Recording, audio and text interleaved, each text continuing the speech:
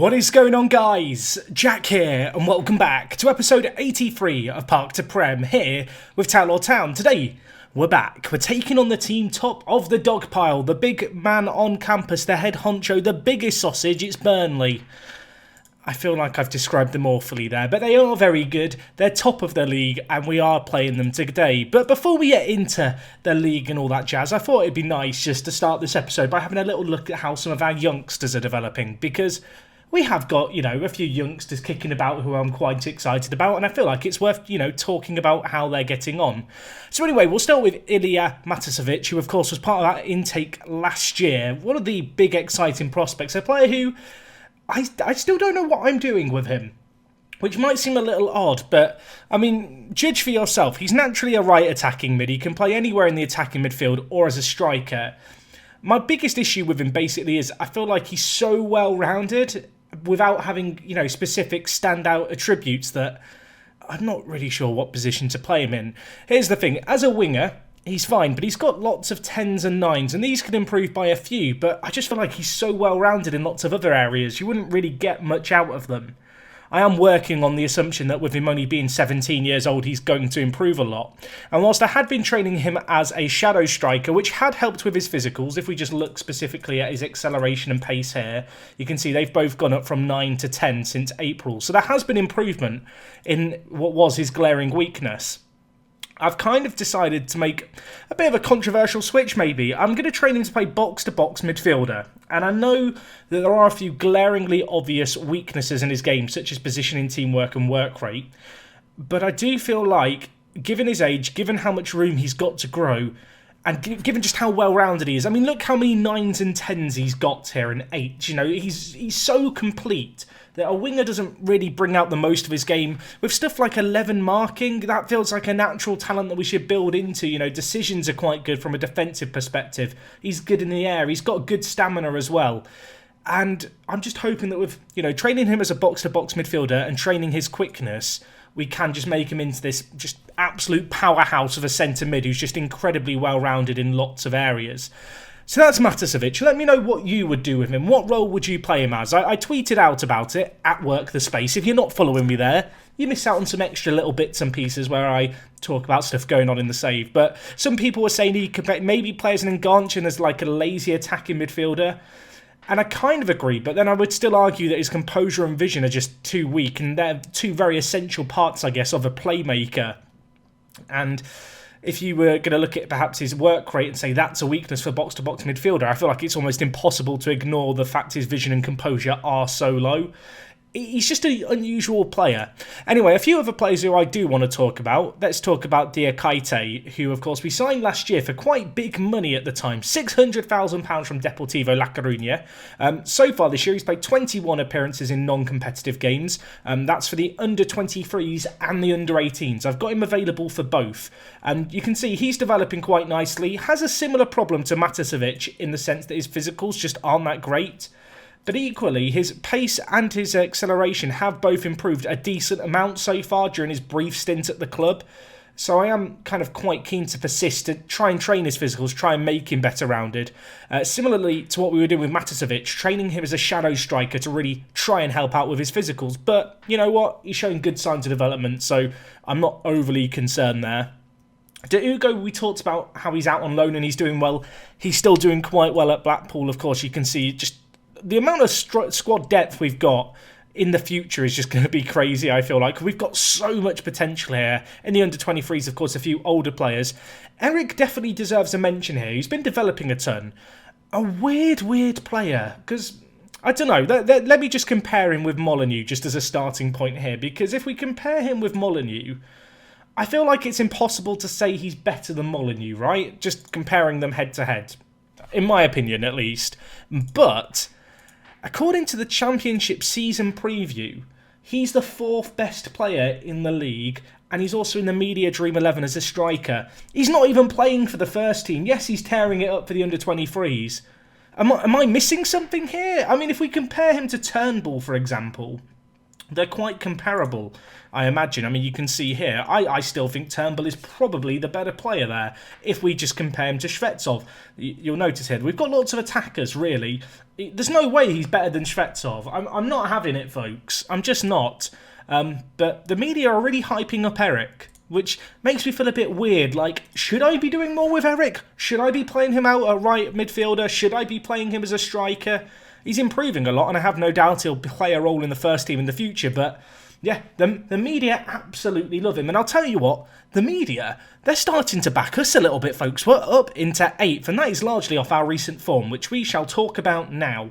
So anyway, last episode we took on Swansea, and after a 7-goal thriller, I thought it couldn't get any more mad. But 1 week later, taking on a big promotional rival away from home in Portsmouth, a 9-goal thriller, a 5-4. This game lasted a good 15 minutes for me watching it. I'm going to play all the highlights for this game, but, you know, sit comfortably. I will talk about a few of the other games while this plays out. But what a crazy game against Portsmouth here.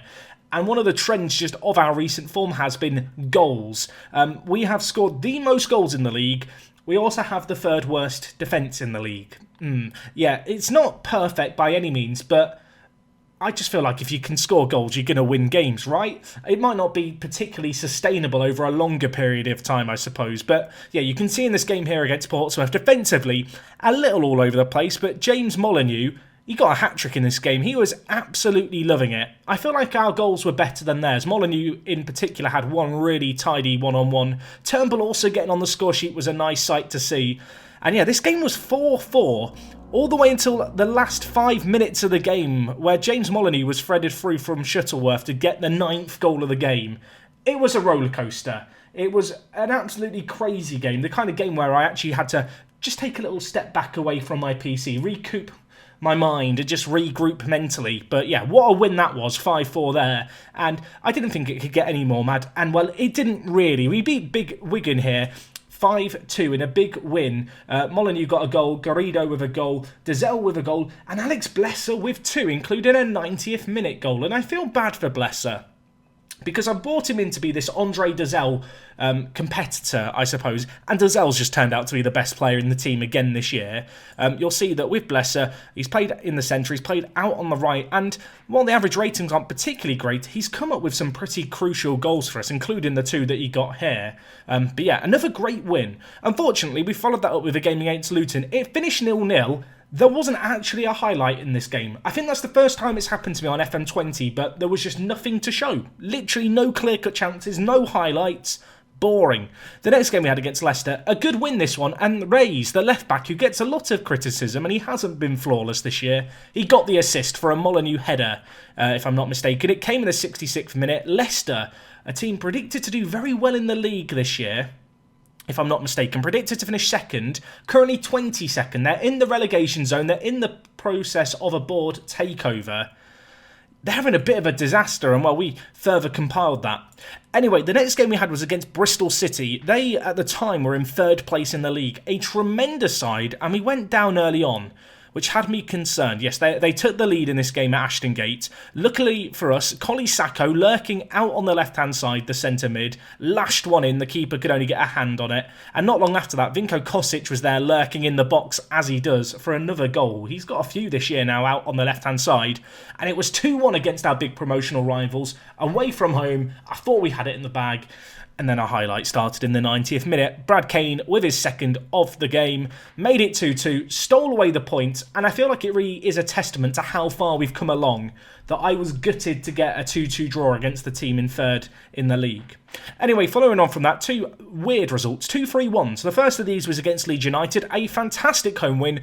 Kosic, Shvetsov and Molyneux with the goals there. 2 of those goals in the first 2 minutes. That's how you want to start a game. However, most recently against QPR, a 3-1 defeat, and Bright Amiobi picked up a hat-trick. Now this guy, there was once upon a time where I was looking at him when his contract was running out at Everton. You can see QPR picked him up. I couldn't attract him away from QPR or from Everton to go to us rather than QPR. This was last year when we were in League One. He scored 5 goals this year. A hat-trick of those were against us in this game, which was a little bit annoying. And, well, when you realise QPR are in 17th, the fact that they are the only team we've lost to in this run of results is a little bit of a kick in the gonads. But yeah, today we take on the informed team in Burnley. Just to kind of, I guess, add a bit more context to how we've been getting on. You can see Bristol here in fourth. I should say Bristol City, because Rovers and Bristol City fans won't like me either way. Pompey, who we beat here. You'll notice the likes of Brentford and Charlton, who we've obviously played not that long ago, also lurking around us. But right now we're on 37 points, and it's a very weird season in the Championship. Well, I want to say no one is pulling away. Burnley are pulling away, but then you look at Middlesbrough, who are in second. They were on a fantastic run of form, you might remember. They were top of the league last time we were here. They've fallen off a cliff face. And everyone is slipping up. There is not a big gap between teams. So whilst we sit in fifth, a win today could take us up to third. A loss today could see us drop as low as ninth. It really is just a weird situation where teams are moving around each and every week, and we just kind of have to take it as it comes. You can see here Molyneux and Dazelle up there in the average ratings. Shuttleworth, 10 assists to his name. I feel like he goes through hot and cold phases, this guy. It says he's consistent, and I guess he's consistent in the fact he turns up. But there are just times where he goes through a spell of games without doing a great deal. I guess the big concern right now is the defence. I talked about it. We are just conceding for fun, everyone. It's what we do. You can see here we've conceded 37 goals, which is the third worst defence in the league. Only Luton and Oxford United have worse defences. On the goal-scoring front, though, we're averaging more than 2 goals a game. And my philosophy is, if we score more than them, we're going to win. And I'll tell you what's been quite nice, has just been how everyone has chipped in with a few goals. It's not like we've relied on Molyneux exclusively this year. You can see Kosic, 7 goals from out wide. He definitely deserves a little mention. He's gone under the radar for the most part, but he really has adapted now to playing out on that left-hand side. He's now natural in that position. Of course, he made that transition from the right to the left during the year last year. He's now kind of completed it. He's doing it really well at a championship level. Shvetsov with 7 goals to his name as well is obviously fantastic. He is continuing to show great signs of development as well. I really feel strongly like he should be in the reckoning for a Russia national team call-up in the not-so-distant future. And of course, Turnbull is doing well too. You can see here when you look at the average ratings, Dazelle leading the way. But then it really is a lot of players in the final third doing the business for us, as well as Mr. Dessa, who is, well, coming under a lot of interest as we talked about last time. Just quickly, one question I got asked was about the estimated value of the club and how it has shot up over the last year. And that is entirely down to the fact that our players' values have shot up this year. I don't know exactly how player values work. I imagine it's a combination of stuff like a player's contract, the size of the club they're at, the reputation, the length of their current contract, all different factors that come into play.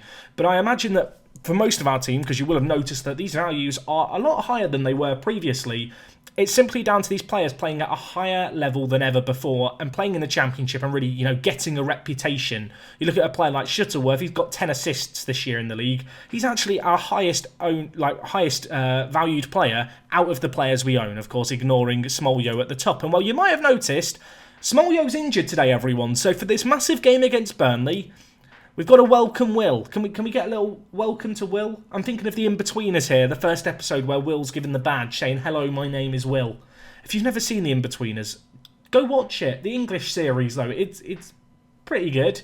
But that's an understatement, isn't it? But yeah, welcome Will. Can we welcome? Get it in the comments. If you're watching this video right now, I want a welcome for Will here. We need to make him feel welcome for this game. Ignore the fact that you are leaving a comment after the game has been recorded. It can make a difference.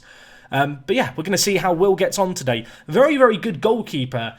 Fantastic shot stopping, great aerial reach. Perhaps his communication, mentals, and just his physicals on the whole could be a tiny bit better. But that said, he's played at the Championship level infrequently over the years, and he's actually done an okay job when he was called upon from Nottingham Forest.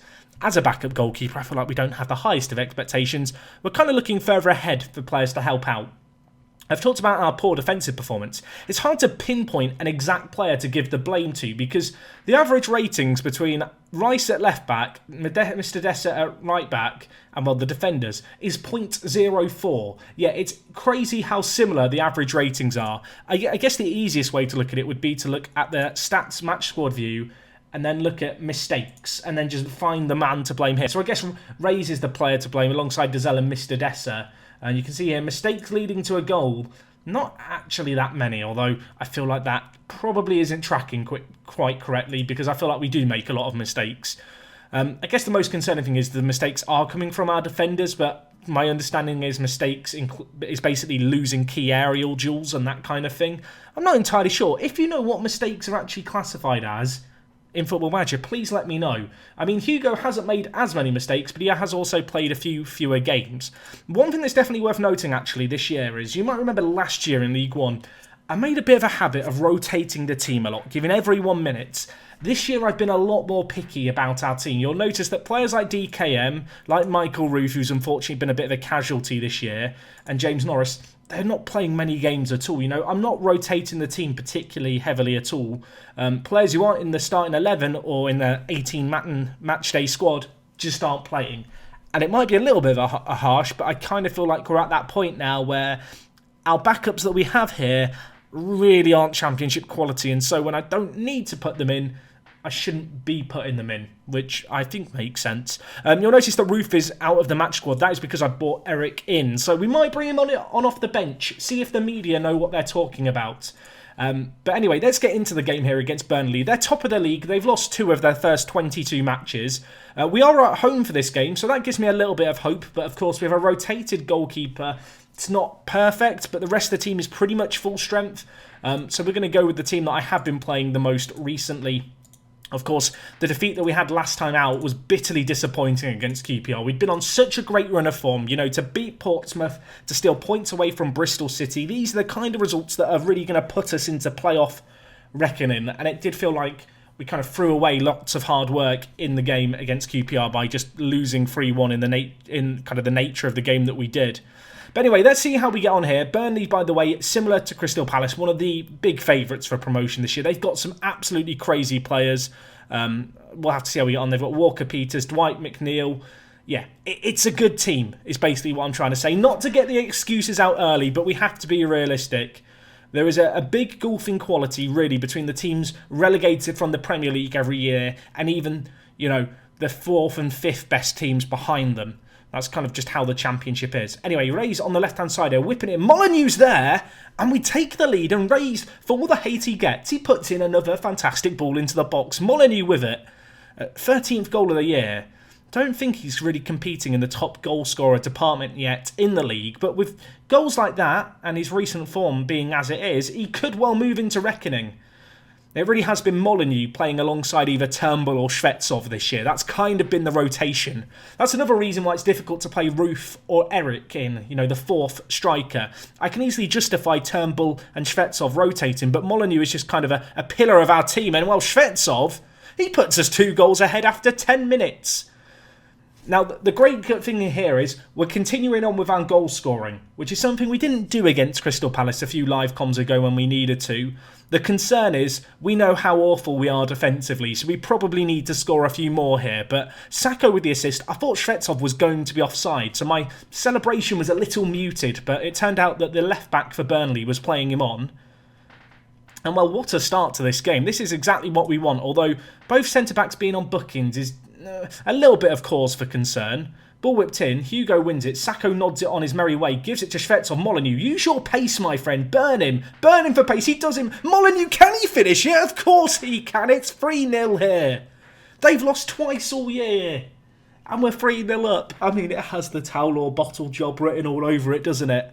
We hit them on the break. Molyneux using that pace. Look at this. He knocks it past his man. Just beats him round the tackle. And then slots it in under the keeper. Into the bottom corner. Shvetsov, lovely assist to get the ball forward quickly after Sacco initially cleared it. Man. I mean, I was a bit worried that having had this amazing run of form, having really forced ourselves into playoff reckoning, we were going to completely bottle it. We could get another here. Shvetsov tackled. Full stump, Molyneux hits the woodwork. Shvetsov scores. I thought it was offside. It's not. It's 4-0. Oh my gosh. I mean, I was a bit worried, you know, we're winning all these games off camera. We're doing really well off camera. If I just keep coming back for big games and losing, people are going to be like, Jack, you've got to be save reloading. You've got to be cheating, mate. There's no way this team's doing well in the Championship. We are. Maybe I'm underevaluating us just a little bit. We are now 9th favourites according to the media. But let's be honest, this is absolute madness. 4-0 up against Burnley. Now we need to defend a set piece. Can we do it? Headed away to Kosic, I mean, could we hit them on the counter? We have pacey players here. Look at this. It could be a breakaway. I mean, he's forgotten about the ball there. Not ideal, Kosic. Not ideal at all. Although Hugo winning the header. Williamson winning the header. Can we have another header win? No, we can't. Liao through behind. Can Mannion make a save? Look at him. Look at Will go. It's because you all wrote the welcome Will comments. It's true. We're doing great so far. Goal kick played here by Hugo. I'm getting carried away, aren't I? I need to calm down. There's still another half of football left, and with how good their team is, they could make a comeback. Have they got Ilic? That can't be the Ilic, right? That can't be the Atalanta player. Is that the Atalanta player? No, it's a different... it's spelled differently. I'm an idiot. Who else have they got in their team? I'm just curious now. They've got Ace Vado. Didn't I have him at FC Edmonton last year? Bit of a slightly different career path in this one. They've got David Brooks out on the right. He's always very good. Kyle Walker-Peters. They've not got a right back, apparently. Is this the formation they're playing in this game now? That can't be it. This can't be it. Their team is very good, is what we're learning here. How are we 4-0 up? I don't know. I'm not going to complain. Can we defend here? Will had it covered. He had it covered. It's fine. I wouldn't mind us just getting into half-time now at 4-0 up. We've taken every chance that has come our way. Ridden our luck perhaps somewhat, but what a first half that is. Oh, boys, I'm very happy. We've got 2 players going for hat-tricks. How do I get Turnbull on in this situation? I guess I could put him out in the wide areas as Shuttleworth puts in a fantastic tackle. That's the kind of crowd-pleaser tackle that you want, isn't it? Anyway, it's now with Walker-Peters, back with Grant. Plays it forward, McNeil. What were we doing defensively then? Who is that? Why was... I feel like Shuttleworth hasn't tracked the run and Hugo's just not bothered. What happened here? Did you forget about your player, Hugo? I mean... Dwight McNeil is very good, but that is just questionable communication by both players. I feel like you could throw either player under the bus there. I think it's Hugo's man to pick up once he goes past the midfield. Anyway, Shvetsov, Sacco. Can we bounce back immediately? That would be nice. Nice. I don't know why I've said nice with a sh. Help me. I'm nervous. Ball whipped in. I'm nervous at 4-1. That tells you a lot about Towler, doesn't it, really? Andre, have a go, Andre. Sacco, have a go. Have a go. Have a go. Look at him. Kosic hits it. Oh, my word, Vinko. You beautiful man. He's our second highest goal scorer, I think. He might be third highest now behind Shvetsov after this game, but that's his 8th of the year, if I'm not mistaken. I mean, it says it here. I was going off memory. It's literally written on screen. It's 8th of the year, everyone. Sacco, though, wins one tackle, gets past another. He's like a battering ram, is Sacco, isn't he? He's so tall. He's just our tall box-to-box midfielder. And when I think of tall box-to-box midfielder, I just think of Yaya Toure. Bit of a gangly player. A player who you wouldn't really associate... I don't know. Maybe that's harsh, because I feel like Yaya Toure was kind of built like a freight train. But I think you know what I mean. He's not your traditional tricksy, hyper-agile centre-mid. He's a bit different in build. Oh, they've scored again. Dwight McNeil's now on a hat-trick. I mean, we could have 3 players get hat-tricks here. Then how do you decide who gets the match ball? Do they fight over it? I don't know what protocol is here anyway. Let's not worry about protocol. McNeil had his initial effort blocked here superbly by the defender, Mr. Dessa, but it just fell straight back to him, which is unfortunate. With 25 minutes left, though, we are still 3 goals ahead. I really want to go very attacking. Talk me out of it. Shuttleworth out on the right has actually played awful. So you know what? Let's bring in Eric. Let's give Eric a nod. See what he can do. Dizelle, I'm also going to take off just for the sake of rotation. I'm going to bring in Blesser. And I'll hold on to our last sub for now, I think. So we'll see if Eric can do anything out on the right. We're not giving him a great deal of time to show his worth, really. But it's a good opportunity to bring him in. And you know what? With 5 minutes left, let's bring in Diawara for Collie. Just because Diawara's not played much this year. Could do with a little bit of match fitness building. I'm not sure what he can really achieve from the last 5 minutes of this game. But we'll give him a nod, give him a chance, see what he can do. As McNeil has the ball, don't let him get a hat-trick. He skips past one. Don't foul him either. He hits it. Oh, my word. I mean, Mannion didn't actually make a save there. It just hit the side netting, but I think he had it covered. Right, Diawara, can you pick out one of our players on a hat-trick? Shvetsov was under it, couldn't quite get to it. Pearce now bringing it away. I feel like the game is dead and buried, but the trend of us just scoring a load and conceding a load feels inevitable and like it's just going to continue. And it's 5-3 now. This is a very typical game for us this season. which feels odd to say, but this is not the first time we've scored 5 goals and got a win conceding 2 or 3. What did we do here, really? What was the issue? Mr. Dessa kind of... I mean, that is entirely on Blesser, isn't it? Just the wrong side of his man. Would Collie Sacco have got there? We may never know. I mean, if they score another now with 2 minutes left, there surely can't be time, but I am panicking a little. It's whipped back post to Rays. Probably didn't need to do that header. It's blocked away. They have another go. Another tackle put in. Who was that there? Who was that? Rays, you're the left back. Go to left back, Rays. Why are you supporting Mr. Dessa at right back? Get in position. Blesser hits it wide of the post. Can someone explain to Rays what his job is? I'm all for, like, you know, adapting and playing fluidly, but you do not need to support the right wing back by following him up the pitch. Anyway, very pleased with how we played. A little bit underwhelming, the fact we've only won by 2 in the end, but what a result that is. They've won all but a few games this year. I was about to say all but 2, but they have drawn some as well. Mannion makes his debut. What a debut it was. Not many games where you have a debut where you concede 3 and it's considered a good debut, but we'll give him the benefit of the doubt. Shvetsov, what a performance by you, Andre. Loving it. So happy that he's got a work permit this year. I really feel like he's going to be a little bit of a game changer for us. So with that result there, you can see we now climb up to 3rd in the league, 3 points behind Middlesbrough, who have struggled recently, and look at their goal difference. Their goal difference is 5. I mean, I don't want to say it too loudly. Could we get promoted this year? Is that possible?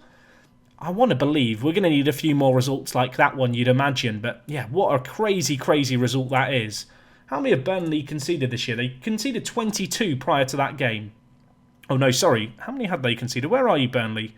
They had conceded 17 prior to that game. They had the best defence in the league, and we've just ruined their record. So I was about to say I feel bad about that. I don't feel bad. I feel very smug and chirpy about it. But anyway, what a result that is. Let me know. Well, firstly, welcome, Will. Then go back and edit your comment, because you've already left one comment. Or leave a second comment. Comments are good for the YouTube algorithm. Where should we be aiming this year? The playoffs at this point feels pretty possible. I am kind of looking ahead to Middlesbrough thinking, you know what? I wouldn't mind us getting 2nd place, but maybe that's me getting a little carried away with today's result. Anyway, let me know your thoughts. We are in some really good form now. Despite that defeat and a couple of draws, I feel pretty good about where we are. If we can continue to score, we will continue to grind out results. You'll notice that we have got Middlesbrough who are in 2nd. Do I come back for that? Ooh, I'm tempted. I'll have a think about it. I may do the Middlesbrough game, then kind of skip forward and maybe throw in a different game as well. Maybe the game against Fulham. If we are going for a playoff, or a promotion push, we need to beat them. We've already played them once as well. That game feels big, doesn't it? It's on TV too. Right, with that in mind, we're coming back for the Middlesbrough. I've decided we'll throw in another game from January as well. Hopefully I see you guys for that. I'm excited. You should be too. Thank you for watching, everyone. I'll see you tomorrow. It's me, Jack, and yeah, I'm out.